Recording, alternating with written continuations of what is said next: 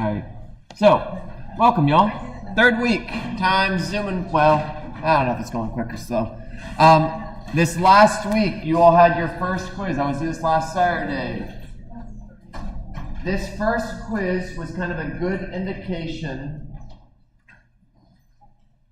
Every quiz is a good indication of how you're doing. That's why they exist. There's a lot of opportunities on the quiz to make those points up, to do a good job, and to get all those points. The point of the quiz isn't to ding your all's grade. Really, the purpose of the quiz is for you all to be able to determine, are you getting it? Is it making sense? If you get 4 out of 4 or 5 out of 5 questions right in the quiz, you're doing well. If you're getting only 3 out of 5 after your second attempt, or worse, that is a flag that is content you need to spend more time on. And if that's happening consistently, that's an indication as well that you need to investigate the resources that are available to help you all. So remember, there's a few things. There's office hours with me. There's the help room. There's Sergeant Tutoring. There's the other people in this room. If you're consistently not scoring well on the quizzes, that is a flag for you all that you need to figure out. You got to change a strategy. You got to do something different. Maybe that means starting to study sooner. Maybe, again, that means looking into these resources. You've got to do something, because if that continues when we get to the test time, it's going to be bad. It's not going to go well. The quizzes are a more forgiving environment. You all have, I think I give you like 50 minutes for 5 questions. The test is going to be 50 minutes for 20 questions. You can see this disparity time-wise there. Also during the quiz, you can look up things. You have your notes there. There's a lot of extra things. So again, just keep that in mind. If you're doing great in the quizzes, 4 out of 4, or 4 out of 5, 5 out of 5, awesome. That's a good sign. And if there's any questions you miss, so I sent out an announcement about this.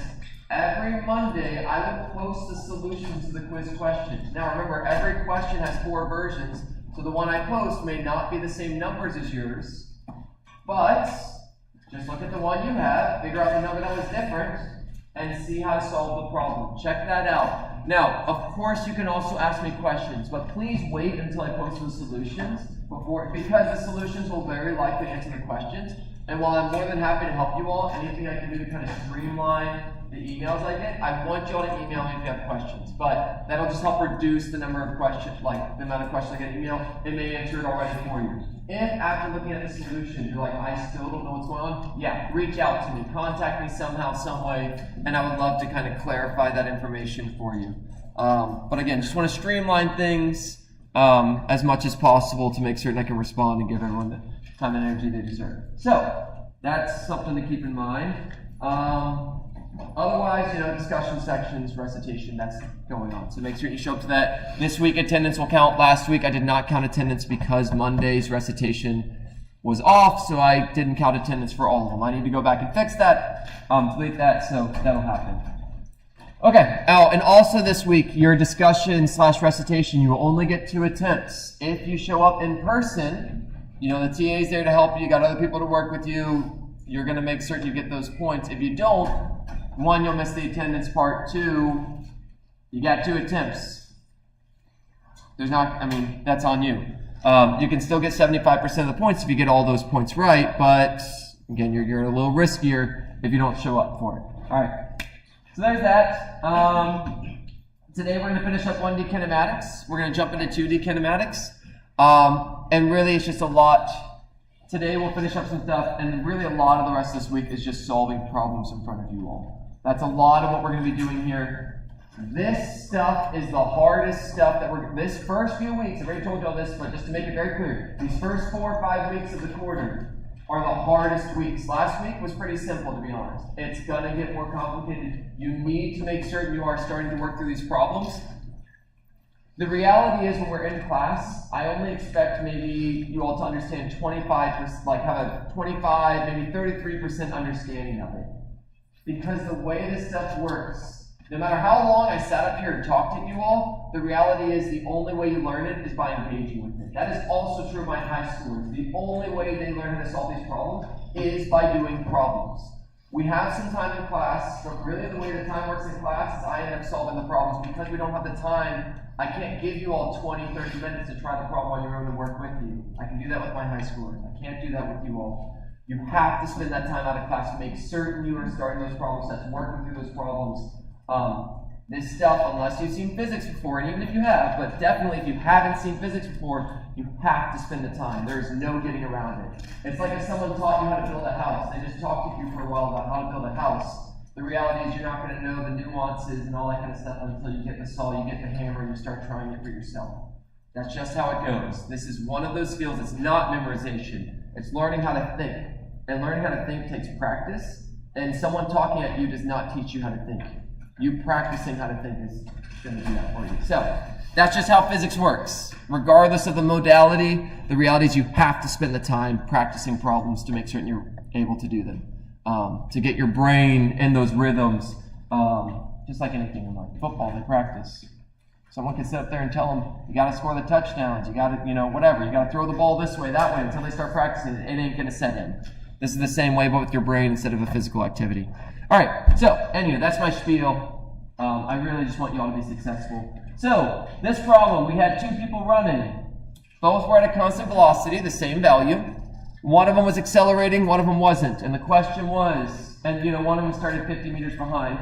The question is, when are they going to be at the same spot? When is, I believe, when is Jacob going to catch up to Pablo? So we wrote down all our givens. We drew a picture. We said what we're solving for. But really the hard part of this problem is realizing that when I say, when do they catch up to each other, you have to realize to set their final positions equal to each other. That's kind of a trick to this problem. That's a thing that, by doing this problem now, if you see someone like it, you'll be like, okay, I've seen something like this before. So we're going to set their positions equal to each other at the end. We have the equation for position. X naught plus V naught t plus 1/2 AT squared. So, if I move things around a bit, if my computer cooperates with me, I can give myself a little bit more room. Through the power of shrinking this stuff, I'll get myself some room off to the side.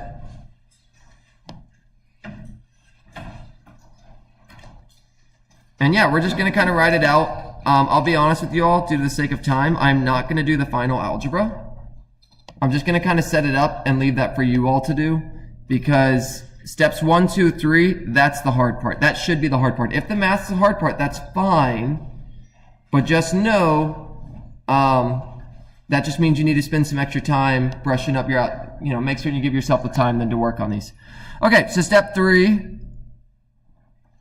So I already wrote step 3, to be honest. That was right here.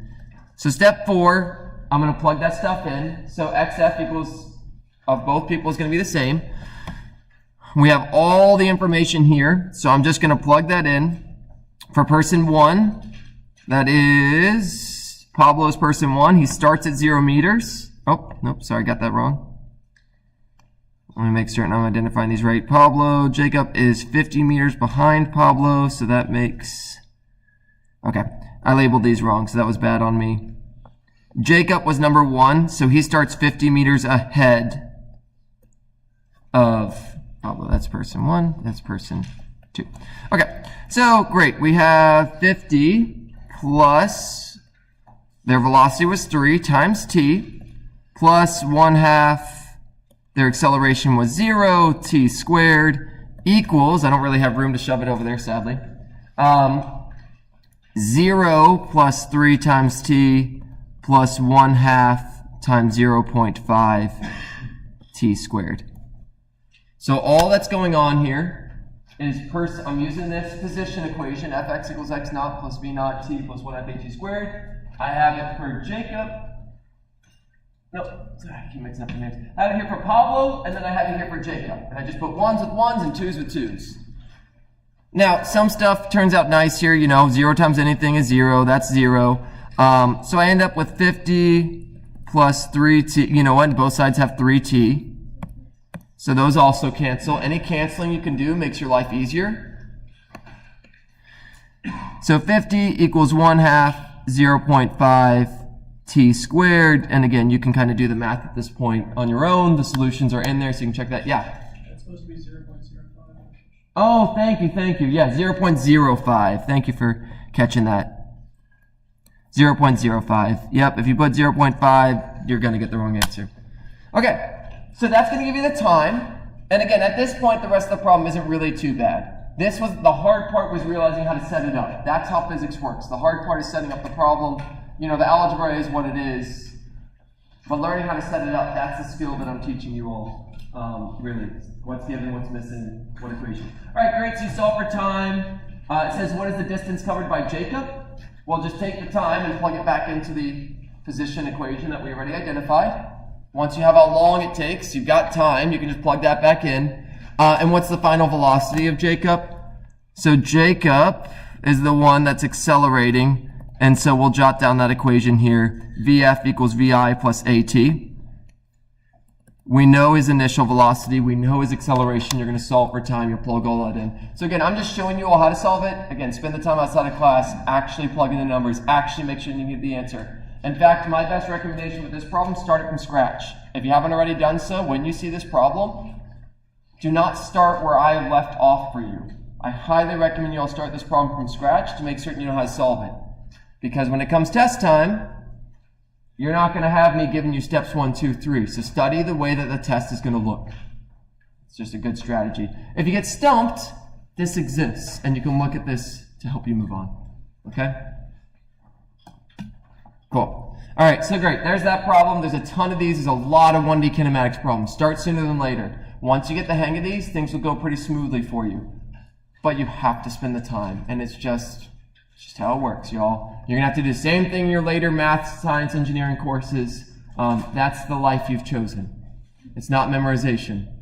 It's learning the skills. And by the end of it, you'll have learned some content. More importantly, you'll have learned how to think like an engineer, like a programmer, like a physics mate, like a critical thinker, whatever that may be. That's what college is training you to do. The content is great, but teaching you how to think, that's what they're paying you for.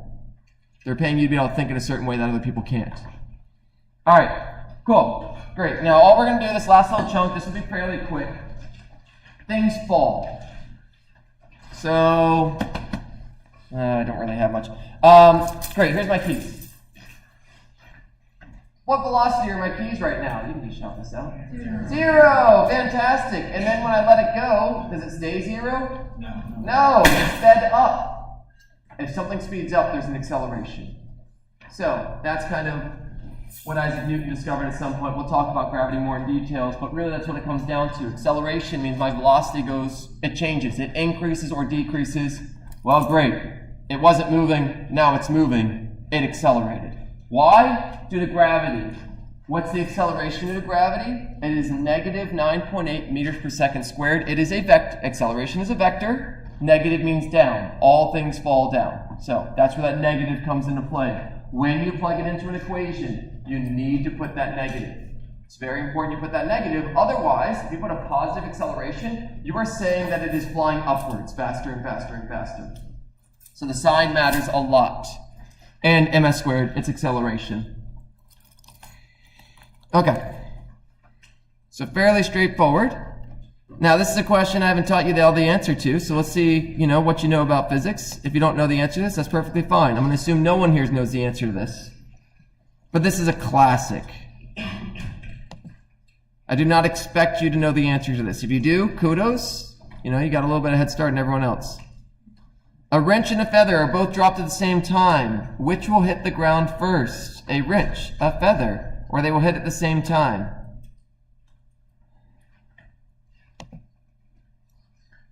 I'm only going to give you all 30 seconds for this. There's no math. Let's just take a guess.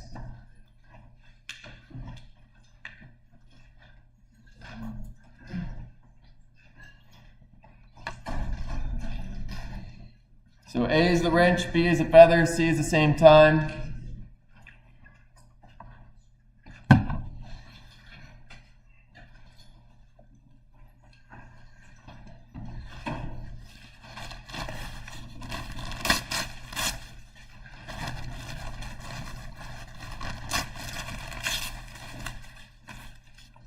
All right, 3, 2, 1.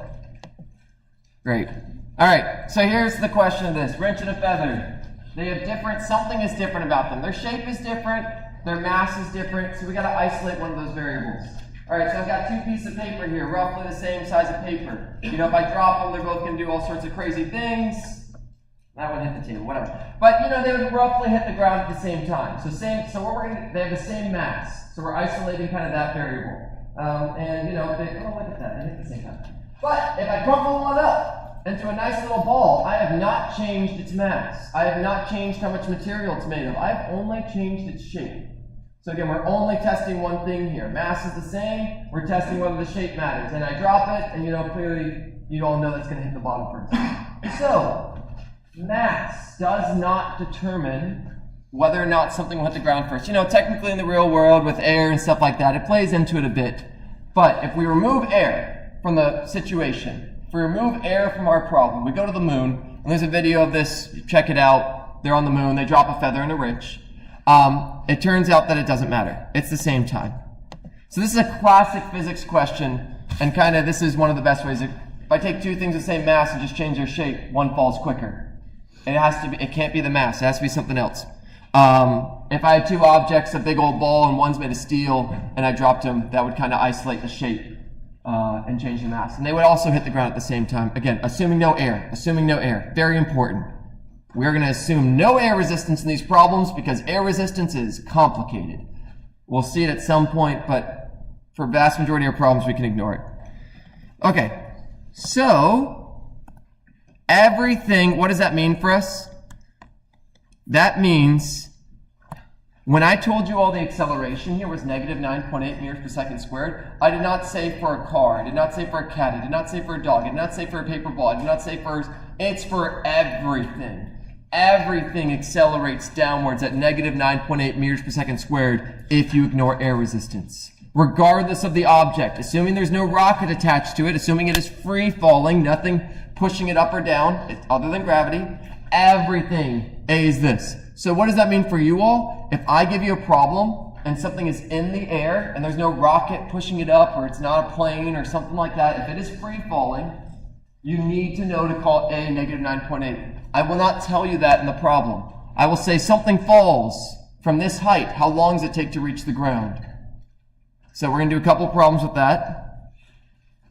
Bam! Oh, look at that. A rich starts at rest and falls from a height of 3 meters. How long will it take to hit the ground? So, step one, what's given? We got height. Now, because we're working in one dimension, now here's a good kind of opportunity to kind of segue us a little bit into two dimensions. If you're working left and right, use X. If you're working up and down, use Y. So we're going to use Y initial as 3 meters.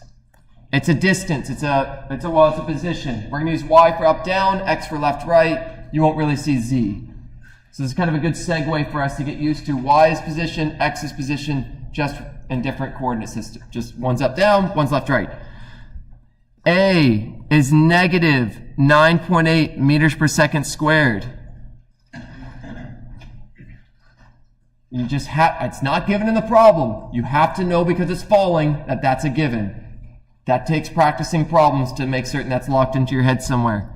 And we know the final location is 0 meters. It hits the ground. You know, we know one more thing. My V initial is 0 meters per second. It starts at rest. I gave you one number in this problem, and yet there was 4 givens. They were hidden in the problem in words. It takes practice being able to identify that stuff. All right, step 2, we are solving for how long it's going to take to hit the ground. That's T. Step 3, we find the equation. I'll give you all a minute. See if you can find the equation that relates, that has all these givens-ish. You know, again, where X is, replace it with a Y. They're interchangeable. See if you all can find the equation that has Y naught, YF, V naught, A, and T. Spend 30 seconds. I'll give you all a little bit of time for that.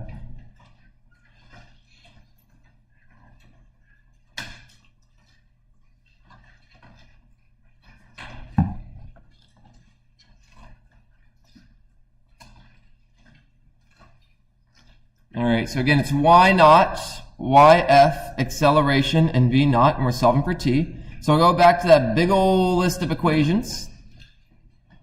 And we peruse these. First off, the first thing you should do is check which one has time in it. If it doesn't have time in it, you can't solve for time. So that immediately knocks out the bottom one. And, you know, the second one, those get knocked out. So then we look at what do we have? We have y final. What equations have that? So these couple ones have that. This one requires us to know the final velocity. We don't have that information. This one, we have the initial position. Again, where x is replaced with y. We're going to see that a lot today. We have the initial velocity. We have the acceleration. This x of t is the final position. This is the final position at some later time. What is my position? We have that. And there's our time. So this is the equation we're going to use. And a lot of things are going to disappear on that equation, which is good for us. So we have, and I'm going to go ahead and replace those x's with y's.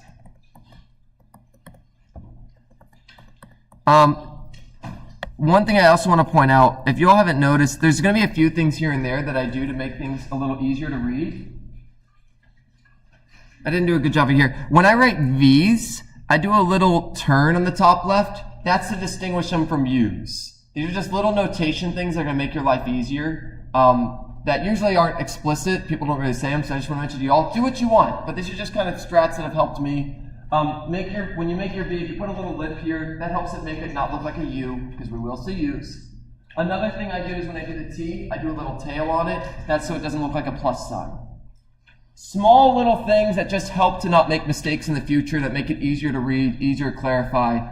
When I do sevens, I put a little line through it so it doesn't look like a 2 or some other thing. Anyway, just small little things. I'll try to mention them as they come up. You'll find a lot of people do these same things. Okay, so as I mentioned to you all, what I like to do is I like to rearrange for variables. Now, I say that before I start rearranging for variables, I am going to cancel out what I can cancel out. I do not want to solve for t here. This would be a quadratic formula, which is disgusting. Let's quickly make this thing not a quadratic by recognizing that term goes to 0. So before I start doing the algebra, you can cancel your terms. Realize v naught's 0, so that term's gone. And the final position is 0. That one I can't cancel out because that'll look weird. So now, if I go ahead and rearrange this, so I get y final minus y initial. We're going to multiply that by 2. We're going to divide that by a. And again, you all are going to see me skip a lot of algebra in this class. This is a good thing for you all to go back and see how the heck I just did that. In general, it's good to write out more steps to make sure you're not making a mistake, and I'm going to double check myself. So I subtracted the y naught over, I multiplied that whole thing by 2, I divided by the a, and then I square rooted it. These are good exercises to try for yourself. And that's my equation. So how long will it take to hit the ground? You just plug in the numbers. I'll write that out. So equals, and the cool thing is when you have all of it written down like this. All right, and there's actually a really nice thing here that's important. You cannot take the square root of a negative. But because we set it up correctly, even though this 9.8 is negative, because y final is below my starting, 0 minus 3 is a negative as well, and those negatives will take care of themselves. If you mix up which position is which, you're going to end up with a negative under your square root, and you can't do a square root of a negative. I mean, you can. It's an imaginary number. I'm going to go ahead and tell you all, you're never going to solve for an imaginary time in this. In fact, you're never going to solve for an imaginary variable in this class. In your later classes, you may actually use them. They are a useful thing in physics and presumably in engineering as an extension. But for you all, you should never have an imaginary number. That is a red flag that you set up something wrong. Something should have been flipped the other way. And we get 0.78 seconds, and we say, is that a reasonable answer? Well, how straight is this? Straight enough. All right, 3 meters I can't really reach standing up. So a meter is about yay tall. Another meter's here. You know, another meter's here. If you had a stopwatch, 1, you know, it's about a second. It's always good to see if your answer makes sense. Things fall a lot quicker than you may realize. Does not take long to fall because this acceleration is a lot more than you may realize. All right, do a couple more. Again, maybe take more time here, but the good news is I really am not going to have that much to teach you all with 2D kinematics. It's just going to be really solving problems. Okay, some more things with free fall. And all these skills, guess what? In 2D, things are also going to be experiencing gravity. Everything builds. All right, if I toss an object upwards with a velocity of 3 meters per second, what is its velocity at its highest point? Toss it straight up. At the highest point, what is its velocity? We'll spend 50 seconds on this.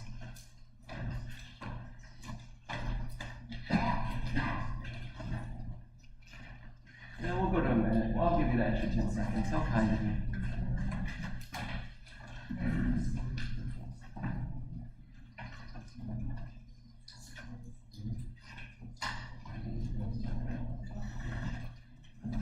So visualize it at the highest point.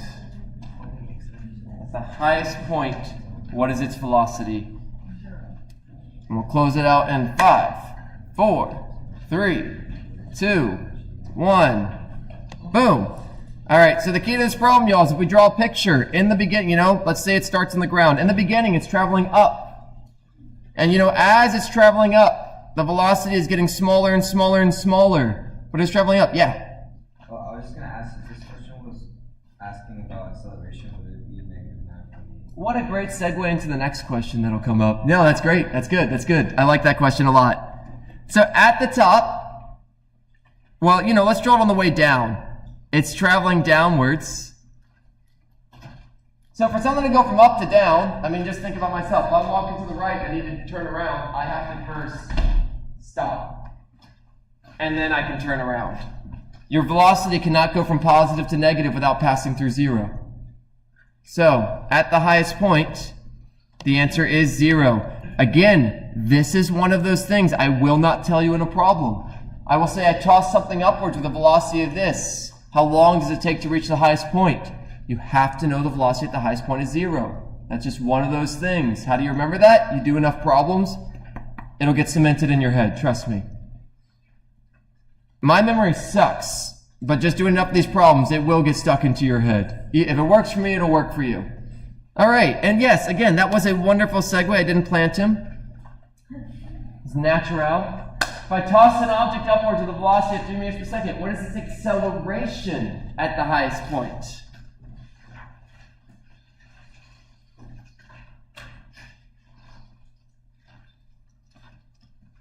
All right, we'll go to 40 seconds for this.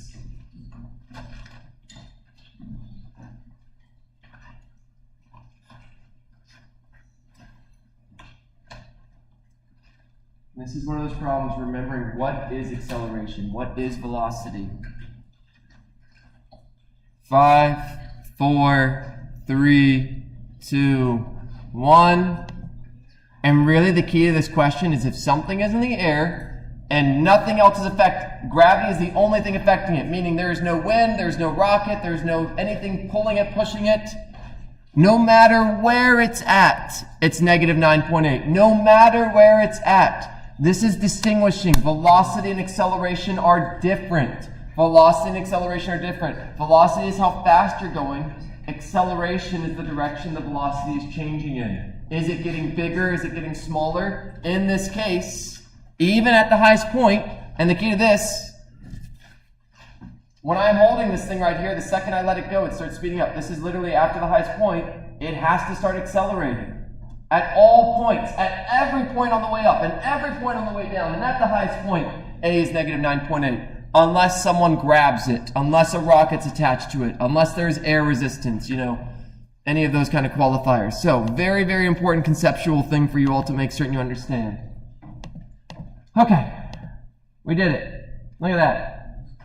On the way up, you slow down. At the top, you stop. On the way down, you speed up. Important concept to get in mind at all points is -9.8. For any object, a plane, a person, anything, assuming no air. But there's air in the real world. Correct. But you don't jump right into the deep end. We slowly work our way. And if it feels like we're in the deep end, trust me, the world's a lot deeper. Talk to me in your 4th year of your engineering and tell me where that deep end's at now.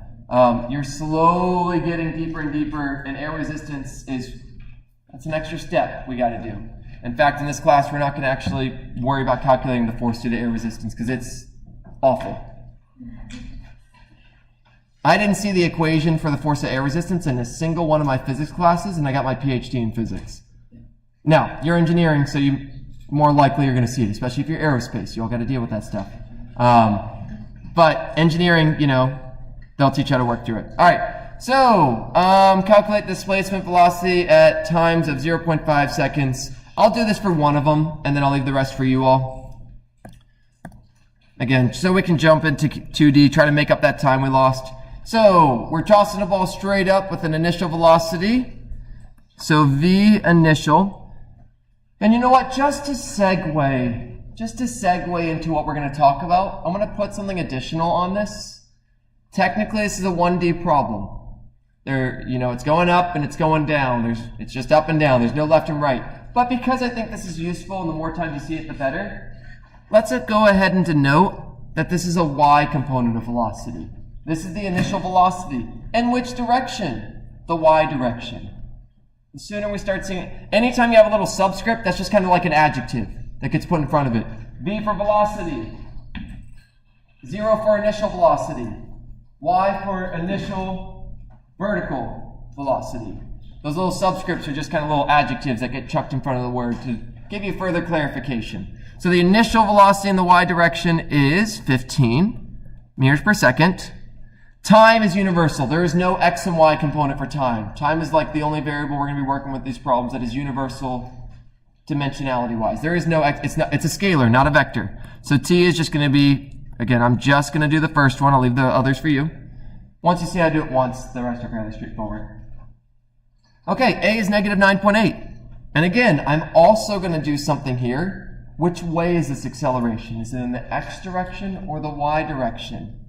It's in the y direction. So I'm going to put a little subscript there because it's a nice little, we're going to see that in just a second when we do 2D. So, hey, the more you see it, the more you'll remember it. It's in the y component. It's up and down. Acceleration never affects things. Gravity does not cause things left, right to speed up. Easy example of that, nothing on my desk is flying left or right due to gravity right now. Gravity pulls you down, only down. Gravity does not pull you left and right. Unless, I guess, you're sideways and your sense of perspective is different. But all right, so great. Sure, that seems like all we got. If we need more, we'll look into the problem. When you all write your givens, if you feel like you're missing something, just try moving forward. And then if you feel like you're stumped and you feel like there should be something extra, you can always go back and add more givens. All right, we are solving for two things. Displacement, so that's delta y. Change in y final minus y initial. You know what? We do have y initial. Let's just chuck that here. We're solving for how high it goes, which is delta, change in y. And we're also solving for the final velocity and the, again, I'm going to put the y there. We're only in the y, but just good notation. We're getting see sooner than later. Yeah? Now, y initial is from the same position? Yes, this one, so, sorry. Initial position. Initial position, yes. This is my initial location. We take it to be 0. Yeah. I have clarified that in this problem. You know, something could have started, and here's the interesting thing. If this had started like my hand above ground, it wouldn't affect the problem at all. Because ultimately this problem says, what is the displacement? Not where is the final location. What is the displacement? So if I toss this thing from the ground, or if I toss this thing from my hand up here, the answer is identical. Because all I'm calculating is from where I started to where I ended. And that's going to be the same no matter where it starts. Okay? We'll see that with this problem. You can kind of make up some numbers if you want. All right, so step 3, what equation has these things? Well, it's the one we just used. It's the same exact one. Again, it's a good exercise to go back. Y final equals y initial plus v naught t plus 1/2 at squared. We can see here this equation. This yf minus y naught, that is, you know what, I'll go ahead and write that. Delta y equals v naught. You know what, I'll write both steps here just because this is less algebra and this is physics, so I will write out the steps. equals v naught t plus 1 half at squared. So by moving that over, this is my displacement. Okay? So great, and you know what? Again, we can chuck those little y's in there. I could have done that before. If you're in the y direction, everything's in the y direction. We'll see that in a bit when we get to 2D kinematics. If you're in the x direction, everything should have a little x next to it. If you're in the y direction, everything should have a little y next to it when you're working in 2 dimensions. Again, we're not, but just getting used to the notation. All right, great. So again, it's fairly straightforward at this point, y'all. We have those variables, so it's just chuck them in, hit enter in your calculator, and get an answer. Now, so that's for that one. For v final in the y, the equation for that is going to be v final y equals v initial y plus at. That's literally just pulled from the list of equations. The definition of velocity, or mixed with acceleration. What was my initial velocity? Plus how much did I increase my velocity? A times t gives me that. Okay? So again, I've done kind of the work there. I'm going to let you all solve this one on your own so we can keep moving onwards. This is the hard part. If you all can do these steps 1, 2, 3, the last part, just plug it. Circle peg goes in a circle hole. Once you have all the variables written, you just move them to the right spots. And then hit enter in your calculator. The last step, plug and chug, is the most satisfying, simplest one.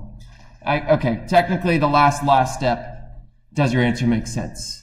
Does your answer make sense? So in this case, 0.5 seconds, I should not get an answer. And you know, we're going somewhat fast. 23 meters per second to 60 miles per hour. 23 meters per second. So we're going, you know, okay. Maybe this is like 45 miles per hour-ish. Even with that in mind, if you get an answer that's 10 meters, that means in half a second, this thing flew to this roof, farther than this roof. It flew almost to the back of, like, from the ground up to where you all are in the back row, height-wise. That's an unrealistic answer.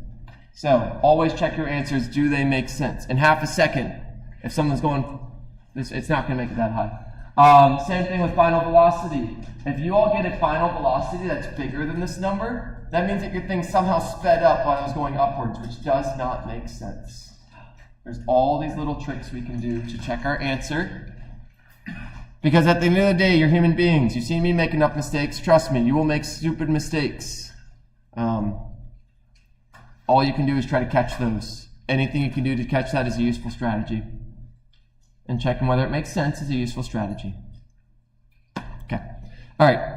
So there you go. Look at this thing at some point. I mean, it's one of your problem set problems. So anytime I do one of these, it's kind of one less problem you have to necessarily stress about, but still work through it. But hopefully you won't have to spend as much time as if I showed you nothing. All right, so now we're going to get into 2D kinematics. Just roll right into it. Well, I'll pause. Do you all have any questions on anything that I kind of showed here? Yeah. You said those formulas that we saw in 1D, we're going to have it in test, right? Yeah. Any equation I ever show you all will be given on the formula sheet. Yes. Yeah. Is there somewhere where we can find the answers for the questions? Yes. So this question is from the problem set. So when this eventually saves, this is 1D kinematics number 13. So if you go to the problem set, number 13 has the answer for you to check it. Yeah. It's a good point. When you are solving problems, it does you no good to get an answer when you're practicing if you have no idea if that answer is right. So yeah, all the problem set, this has the answer on there. This will help you check your work. Anything else? These are good questions. All right, cool. On to 2D kinematics. So if we kind of peruse through, we'll see. So we'll start this out. We're not going to get too far, but we'll get the main concepts, which will be great because then we can actually start solving some problems. Ultimately, that's what's going to help a lot in this, is just solving through a bunch of problems. So 2D motion. So here's the main things we need to recognize from the end of this. We need to recognize that x and y are separate from each other. So just like vectors, whatever happens in the x, left and right, whatever happens in the y, up and down, they are separate. Gravity is in the up and down. Gravity does not affect left, right. Gravity is up, down. That's y. It does not affect x, so we're going to see that. And things like that.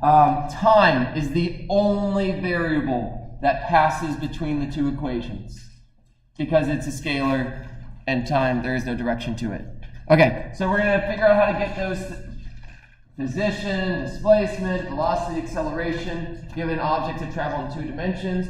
Very few things in this world travel in 1 dimension, but we started there to kind of get a sense of what's going on. Now, again, we're building on it. All right, let's get closer to the real world. The real world is 3 dimensions.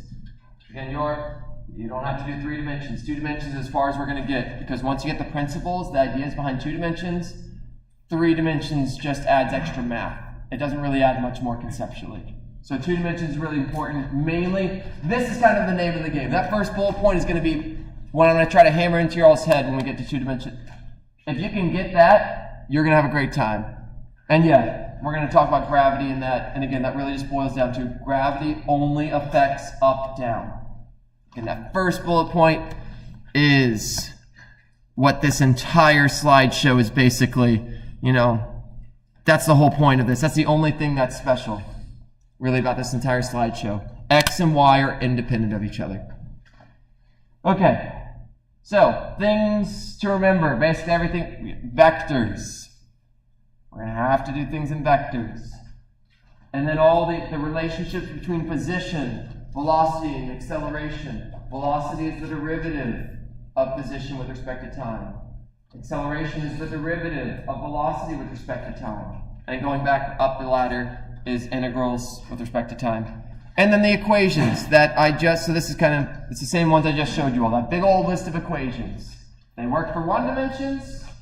2 dimensions is just 2 one-dimensional problems slapped together. And gravity is -9.8 if something's in the air. Remember, gravity, everything on my desk, its acceleration right now is 0. Yes, it's being affected by gravity, but it's not falling. Gravity only accounts for things that are in the air, and that gravity is the only thing affecting it. The table is affecting everything on the table. So that's kind of that additional thing. All right? If it's going up, if it's in the air, nothing is touching it, nothing is affecting it except gravity, great, then that's where it comes. Okay, just to make certain we're clear what 2 dimensions, 3 dimensions, 2 dimensions means 2 dimensions, x and y. 3 dimensions means 3 dimensions, x, y, z. Now, I guess, where does time fit in this? I guess you really want to consider time as a dimension, sure. But this is the nomenclature we use. 2 dimensions, we're just talking x and y. 3 dimensions, we're just talking x, y, z. Yes, time is happening. Things are moving forward. So, this is what we're saying when we say 2 dimensions, though. X and y for 2D, x, y, z for 3D. That's what you hopefully expect. Okay, again, this is the most important slide in the entire slideshow. I'm going to be again, most important thing, x and y are independent. X and y are independent. When you are plugging things into an equation, you should never have an equation with an x and a y in it. Meaning, if I have position in x and I have velocity in y, those should not go in the same equation. If I have acceleration in y and position in x, those should not go in the same equation. If you have something where it's located left-right, or how fast it's going left-right, or whether it's accelerating left-right, those should never go in the equation for up-down. We will treat those problems separately. The only thing that will kind of talk between them is time. So we'll see some problems with that, where time's going to kind of, get to that. So I won't get too much into that. Yes? What about a slope where you're dealing with y changing? Yeah, so we can have them both changing, and we're going to solve some problems like that. So one of the classic problems here, and really the most common one that we have to be good at, is this. Throwing something across the slope is another good example of that. It is traveling left-right. It is also traveling up-down. So what do? Basically, we solve for time in one of those dimensions, and then we apply it to the other one. So projectile motion is going to be the main shebang here. And we're going to find time in one of them, and then switch over to the other dimension and use it in that. Yeah, so as we solve problems, we're going to see that kind of going on. All right, and I'm going to say this so many times, it's going to get repetitive, but hey, you know what? If it's annoying, hopefully that means it'll be memorable. You always remember that annoying kid from high school or middle school, right? So, you know what? I'll be that annoying kid that tells you all X, Y independence. Super, super important. Means I'm doing my job. All right. And yeah, another great example. If a plane is flying north, a wind to the east does not make it travel faster north. If you're in a plane and wind's hitting your plane from the side, it's not going to get you to your location any faster or slower. Now, that's a kind of a simplification, but assuming the plane's not having to work harder or anything like that, stuff like that. All right, so already kind of seeing this. This isn't anything too fancy. We've already seen the notation because I showed you before. But here our position vector, instead of just being x, now it's x and y, and it's a vector. It's a vector, so if you want to know your final position, you need to find your distance in the x and your distance in the y. So if you want to find where you are located at the end of a problem, the total displacement from your starting location, you will need to find your x displacement, you will need to find your y displacement, and you will need to do Pythagorean's theorem. So you can almost think of this 2D stuff as taking week 1 and week 2 and using them together.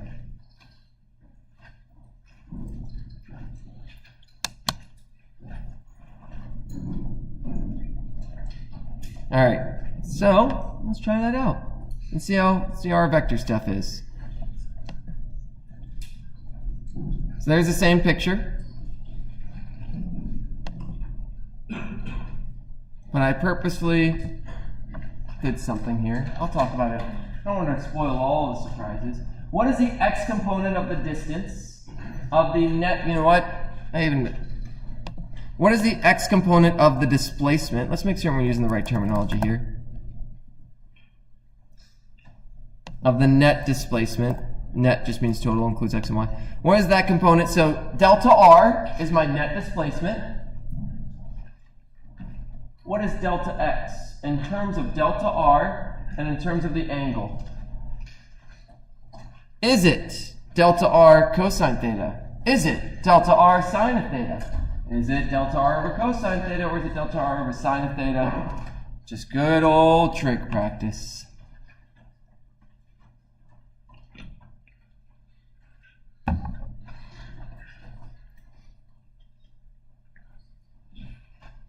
All right, we'll go to 120. That'll give us like a minute or something. Yeah, we'll go to 130. I'll give you a bit more since we're missing quite a few people. So 20 more seconds. SOHCAHTOA. Super, super handy phrase to help figure this out. SOHCAHTOA. In 5, 4, 3, 2, 1. Okay. So, I purposely picked a wonky angle here because a lot of people get in the bad habit. You're going to see in a lot of the problems I solve for you all that very, very often the x component is the hypotenuse times cosine of theta. Very, very often, but not always. For example, we are solving for SOHCAHTOA. We are solving for the opposite side. So sine of theta is the opposite over the hypotenuse, meaning sine of theta equals delta x over delta r. You rearrange that, and you get delta x equals delta r sine of theta. When you are solving components, do not get lazy and always assume that x is cosine. Think through it. Spend a few seconds, because this is one of the most common mistakes that people will make, is they'll say, oh, but find the x component, it's cosine of the angle. Not always. Not always. And I will give you problems like this where it's not, because that's how the world works. The angle you get isn't always it's not always that one. All right, so try these problems, you all. Start sooner than later. They take time. Work together. Ask questions. You got this.